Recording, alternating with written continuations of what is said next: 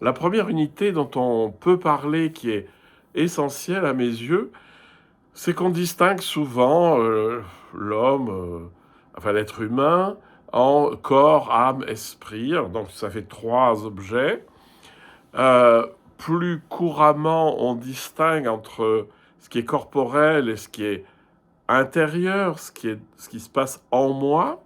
Et ça, ce sont ces deux objets, si vous voulez, on a tendance à les couper. Ça, c'est très hérité de la philosophie platonicienne. Et ce que je veux vous faire sentir, c'est juste d'arrêter de séparer le corps et l'esprit et de croire que il faut favoriser l'un et pas l'autre. Quand on commence à séparer le corps et l'esprit, on n'est déjà plus dans la non-dualité, puisque déjà on méprise un des objets de la réalité, alors qu'il faut faire l'unité. Mais l'unité corps-esprit, elle est déjà là. C'est nous qui fabriquons la distinction.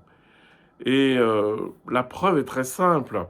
Si je vous demande, mais qu'est-ce que vous êtes si vous êtes uniquement corps et pas esprit, bah, si vous réfléchissez un peu, vous vous rendrez compte que vous êtes cadavre et que c'est pas terrible.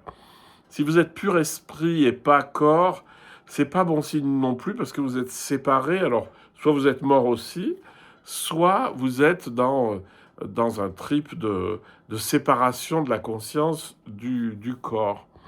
Ce que je vous invite à sentir, c'est que votre corps et votre esprit, c'est juste une manière différente de regarder la même réalité qui est vous-même. Et donc d'arrêter de considérer que, par exemple, le corporel, il faut s'en séparer, il faut s'en éloigner, etc. C'est toute l'histoire du christianisme, hein, où il fallait mater le corps pour pouvoir s'occuper de l'esprit et purifier l'esprit, ce qui est une hérésie complète. En fait, sentez bien qu'en vous, votre partie corporelle n'est jamais dissociée de votre partie spirituelle, de votre partie intérieure. Quelle que soit l'expérience que vous la faites à la fois dans votre corps et dans votre esprit, quelle qu'elle soit. Une perception est à la fois en partie intérieure et en partie physique. Si avec le physique, vous verriez rien. Si avec que l'œil, bah, l'œil, s'il débouche pas sur un espace intérieur immatériel, il n'y a plus rien. Donc, évidemment, vous pouvez vous regardez vous-même sous un angle matériel et sous un angle immatériel. C'est peut-être assez pratique. Mais surtout, ne dites pas que vous êtes deux objets différents. Sentez bien que vous êtes toujours en dialogue avec ces deux parties de vous-même.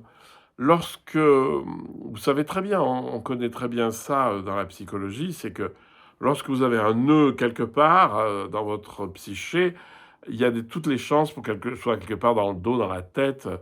Vous avez quelque chose qui vous est resté sur l'estomac, donc ça bloque au niveau de l'estomac, mais en fait, ça vous dit que quelque chose n'a pas été digéré au niveau intérieur, etc. Donc ça, c'est assez évident. Sur le long terme, la compréhension que le corps et l'esprit font un, c'est essentiel parce que lorsque vous déferez des nœuds dans le corps, vous allez aider à défaire des nœuds dans l'esprit, surtout, enfin dans la psyché la plupart du temps, hein, donc dans l'espace psychologique. Donc voilà, donc commencez par faire cette première unité entre vous-même et vous-même, entre votre aspect intérieur, votre aspect extérieur, et regardez-vous un peu différemment, c'est-à-dire sentez que lorsque vous êtes dans une expérience, eh bien, il y a les deux parties qui travaillent. Et même si vous avez l'impression d'être uniquement dans l'esprit, en fait, vous vous rendrez compte qu'il y a aussi des représentations de la réalité. C'est-à-dire qu'on joue quand même beaucoup avec les éléments corporels. Donc, arrêtons de les diviser pour les unifier dans une réalité qui est vous. Et ça aussi, il va falloir l'unifier.